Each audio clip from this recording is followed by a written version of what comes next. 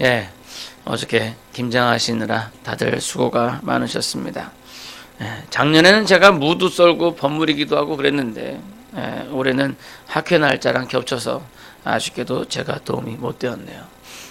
그래도 제가 금요일 날 우리 박원일 집사님 46개의 물을 가시는 동안에 4개의 물을 제가 갈았습니다.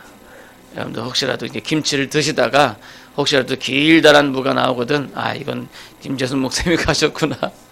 저는 모르고 그냥 갈았죠. 그랬더니 이게 이만큼 긴 무가 이렇게 나왔어요. 그랬더니 권사님께서 목사님 짧게 갈아야 됩니다. 그래서 제가 키가 커가지고 제 키만큼 길게 하느라고 그렇게 됐는데, 아무튼 드시면서 긴 무가 나오거든, 이게 우리 김재순 목사님의 사랑이 이렇게 길게 나에게 임하는구나 하시면서 잘 씹어서 드시면 되겠습니다. 또 안에 이제 먹을 김치 준비를 다 하고 나니까 작년 이맘때 생각도 나고, 이제 12월 첫날인데 정말 연말이구나 하는 생각이 드네요. 오늘 설교 제목이 하나님께 더 가까이인데 이것이 내년도 2020년도 우리 교회 표어입니다. 지난 19년도에는 잘하는 교회였는데, 그래서 지난주에 이제 우리가 이미 아는 진리에 서서 그것을 항상 생각나게 하려고 베드로 사도가 말했던 부분을 통해서 우리가 이미 잘 알고 있는 그 성경 하나님의 말씀을 항상 생각나게 하라라고 제가 말씀을 드렸어요. 그러면서 살짝 오늘 이 설교 제목인 이 2020년 표어에 대해서 힌트를 드렸었는데, 올해가 이제 잘하는 교회, 잘하는 교회, 잘하는 교회였다. 그래서 히타 좀 끄라고요? 선생님, 유아실에서 좀 누워 계십시오. 잘하는 교회, 잘하는 교회, 잘하는 교회인데, 내년에는 더 잘하는 교회, 더 잘하는 교회, 더 잘하는 교회. 후년에는 더 잘하는 교회, 더 잘하는 교회, 더 잘하는 교회. 그렇게 말씀을 드렸는데, 이제 그것과 이제 일맥상통한 거예요. 다시 말하면 하나님께 더 가까이 가자라는 거죠. 세 가지는 묶어서 하나님께 더 가까이 가자. 우리가 지난 한해 잘함으로 더 잘함으로 우리가 하나님께 더욱더 가까이 가야 하는 것이다 라는 거죠. 어떻게 보면 그것이 참 쉽지는 않아요.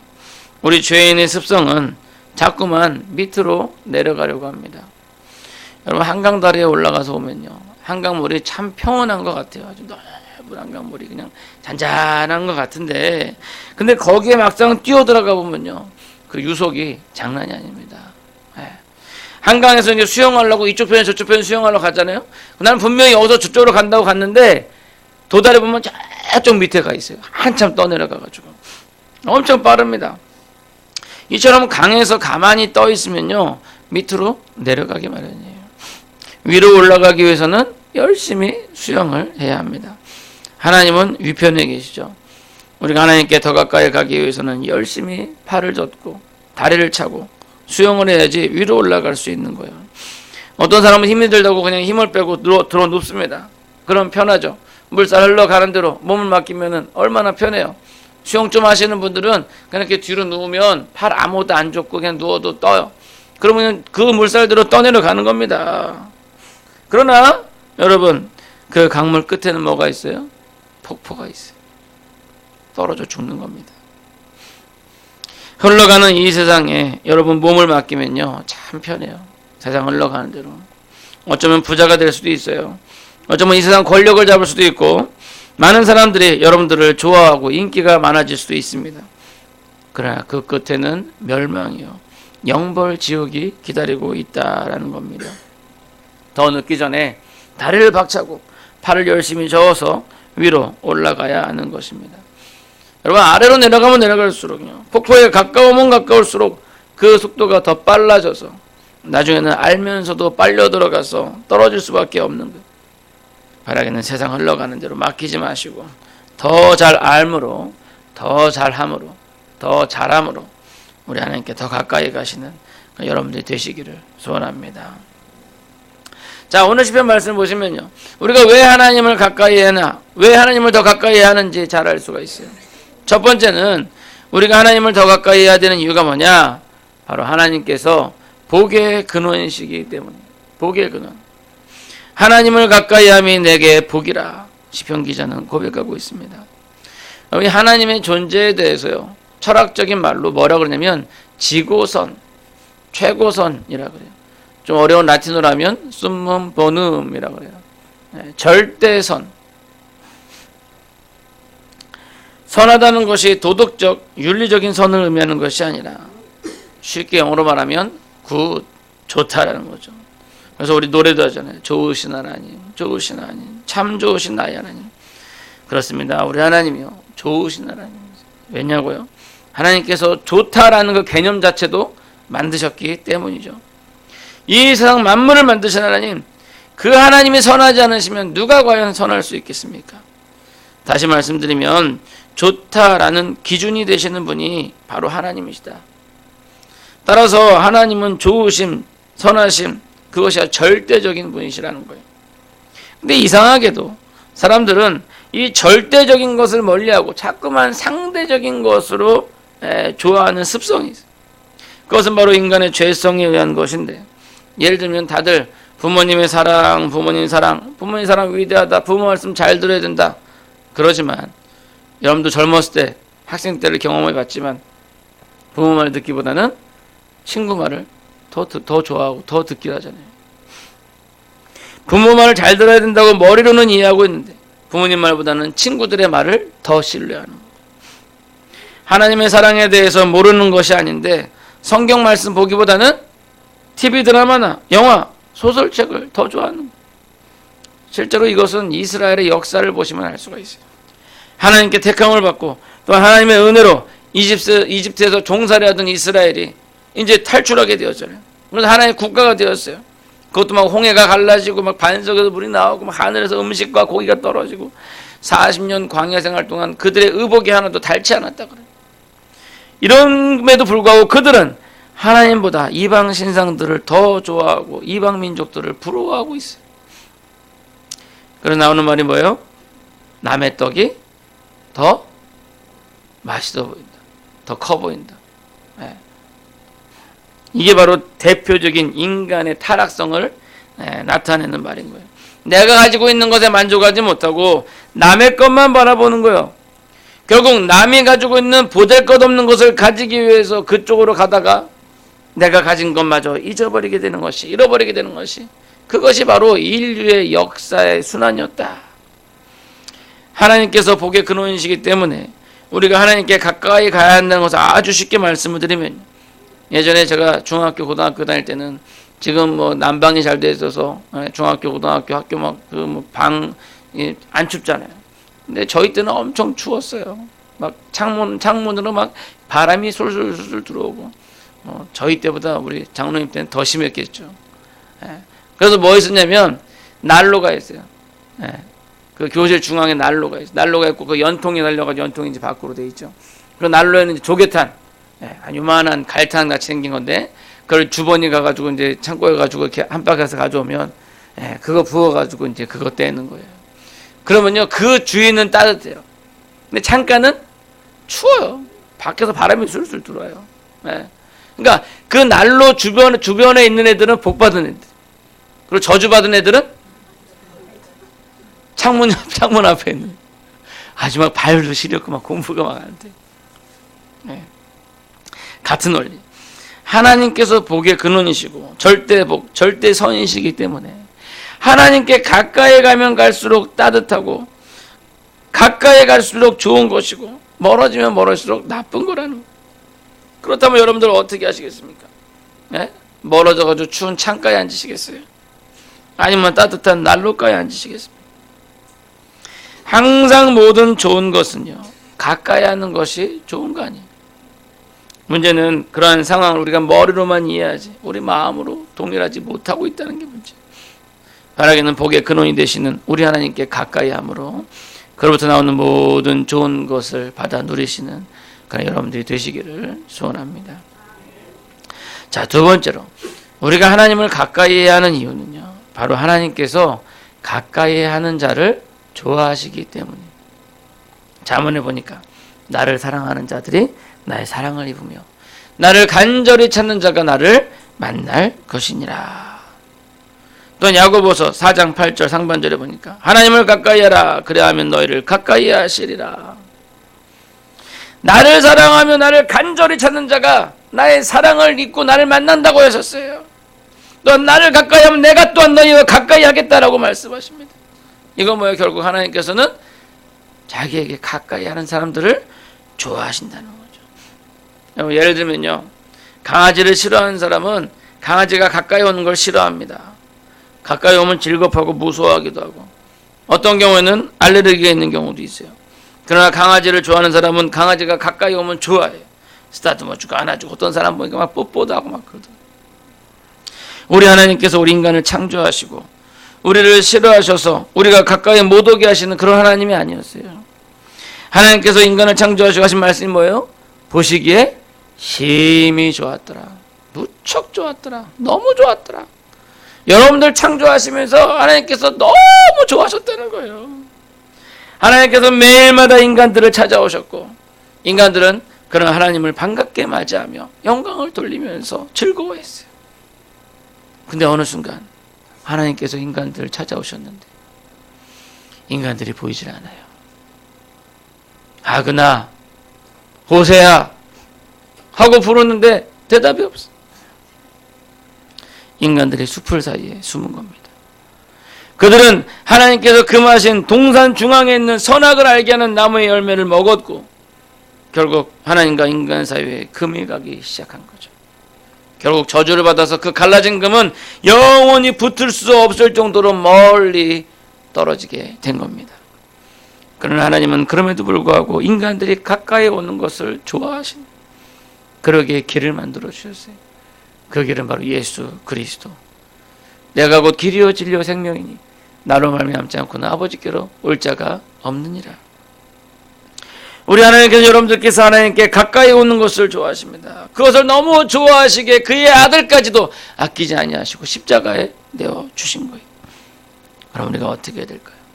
당연히 하나님께 가까이 가야 되겠죠. 어떻게 해요? 기도를 통해서, 말씀을 통해서 가까이 가는 겁니다. 기도는 하나님과 우리와의 대화이고, 말씀은 하나님의 뜻을 알 수 있는 너무나도 좋은 수단입니다. 그렇게 하나님께서 자기를 찾는 자들을 좋아하시고 그 찾는 자들을 인하여서 기뻐하시고 그들에게 사랑을 더하며 더 가까이 하시는 겁니다. 바라긴 하나님을 가까이 하심으로 누려지는 이 복락을 받아 참으로 기쁨이 가득한 여러분들 되시기를 간절히 소원합니다. 마지막 세 번째로 우리가 하나님을 가까이 하는 이유는요, 하나님께서 바로 생명의 근원이시기 때문입니다. 그것은 하나님께서 세상을 창조하시고 모든 인류를 만드신 생명의 근원자이기 때문이에요. 그러나 인간들은 생명의 근원이 되신 하나님으로부터 멀어졌고, 결국 그로 말미암아 인간의 수명은 점점 짧아지고 결국 죽음에 이르게 된 거예요. 그것을 예레미야는 2장 13절에서 이렇게 얘기합니다. 내 백성이 두 가지 악을 행하였으니 곧 그들이 생수의 근원되는 나를 버린 것과 스스로 웅덩이를 판 것인데 그것은 그물을 가두지 못할 터진 웅덩이들이니라. 생수의 근원이 되신 하나님을 버린 거예요. 다시 말씀드리면 맑고 깨끗하고 영원히 그치지 않는 생수가 바로 옆에 있는데, 우리 교회도 저기 정수기 보면 딱 버튼만 누르면 물이 절절절 나오잖아요.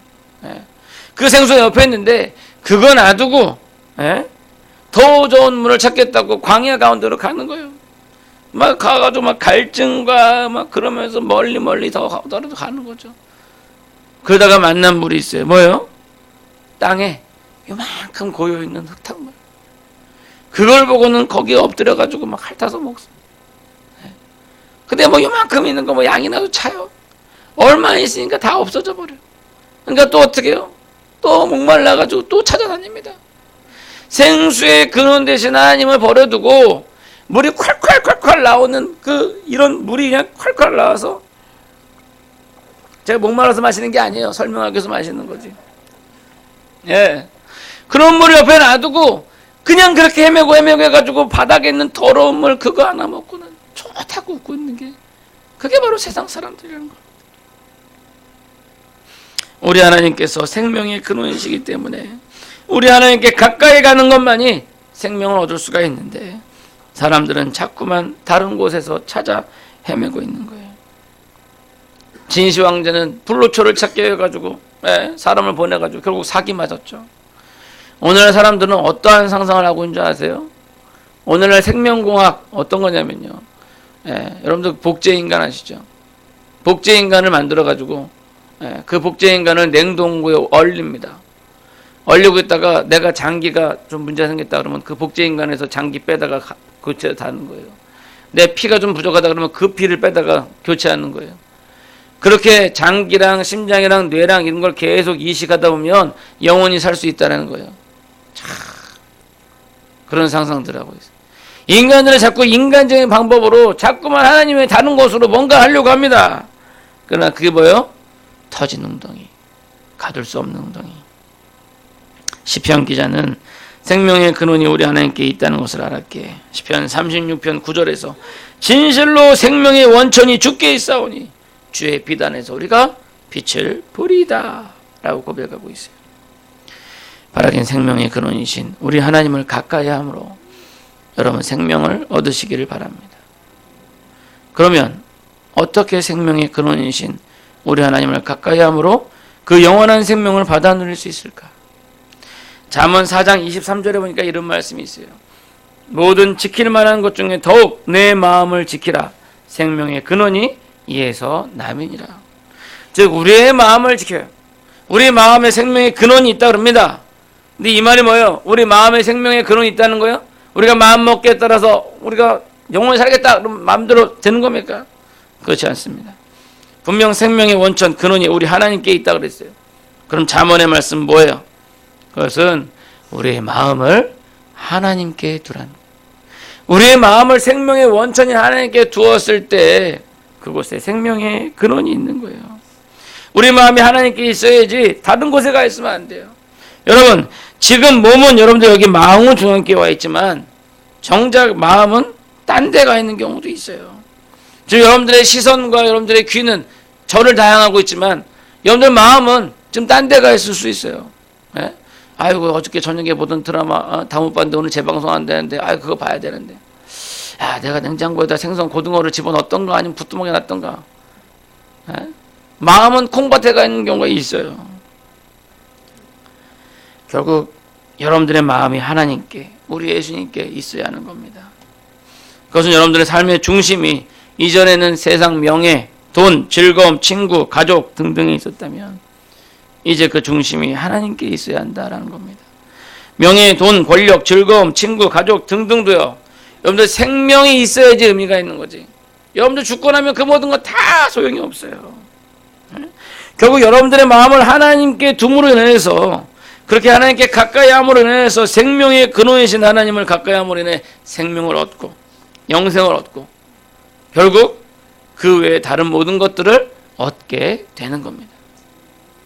바라기는 참으로 여러분들 인생 가운데 무엇이 중요한지 깨달으시기 바랍니다.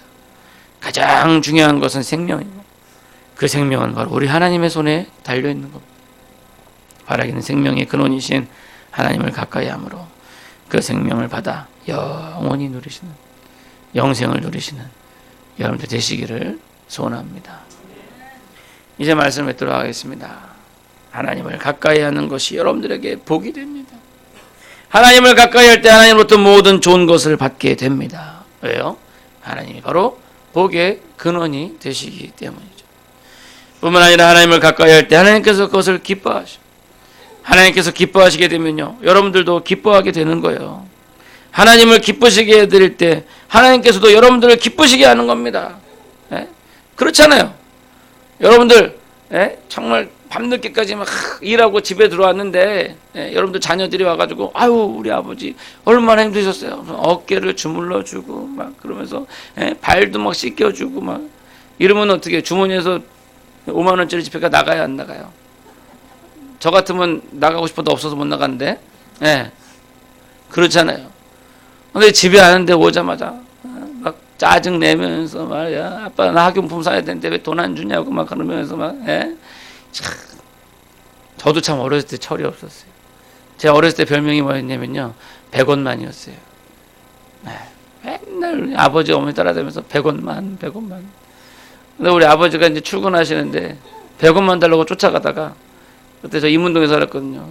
신임원역까지 쫓아갔어요. 100원만 달라고.